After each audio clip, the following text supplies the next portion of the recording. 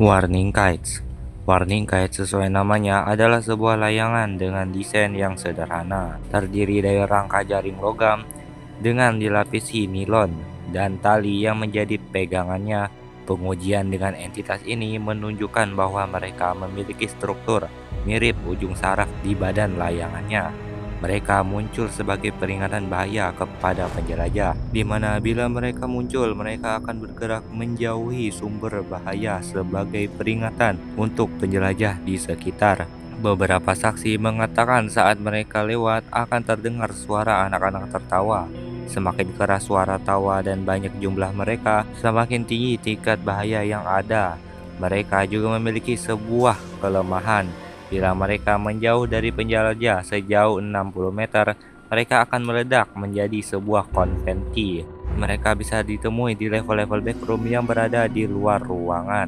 King Rasputin Bartholomew III. King Rasputin Bartholomew atau yang kita sebut saja King adalah anjing besar dan sangat berbulu mirip dengan anjing chow chow jantan dengan kalung merah yang terdapat lempeng logam berbentuk tulang bertuliskan King Rasputin Bartholomew III.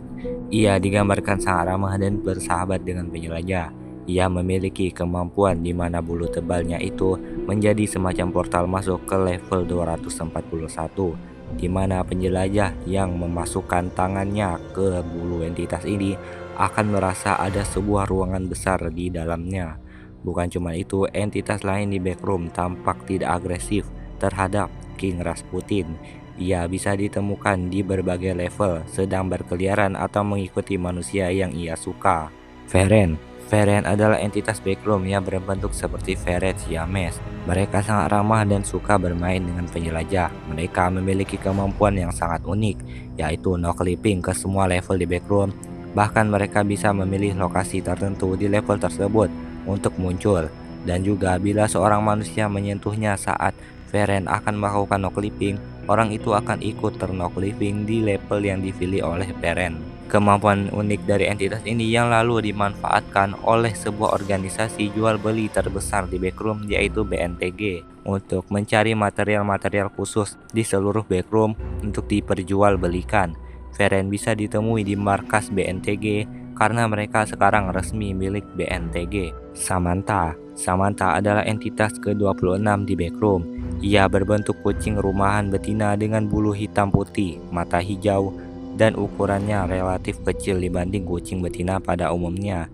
Ia memiliki kemampuan yang sangat kuat dan unik, yaitu meramal, membaca pikiran, dan berteleportasi. Ia sering menawarkan kemampuan pembacaan masa depan atau meramalnya yang disebut psychic reading kepada para penjelajah dengan bayaran sebuah daging. Semakin berkualitas daging yang diberikan, maka ramalan Samantha akan semakin jelas dan akurat. Ia juga bisa berbicara dalam 3 bahasa manusia. Salah satu bahasanya adalah bahasa Inggris, dan sisanya aku nggak tahu. Ia tinggal di level 0, 3, dan level 5. The Plush Dino sesuai namanya adalah boneka dinosaurus. Ia bersifat sangat ramah kepada penjelajah. Ia diketahui tinggal di level 18, Memories. Bila ada penjelajah memasuki level tersebut dengan perasaan campur aduk dan stres, maka entitas ini akan memasuki mode active stage. Dalam kondisi tersebut, tubuhnya akan berubah warna menjadi merah muda atau pink. Ia akan menumbuhkan sepasang kaki boneka kepada dirinya.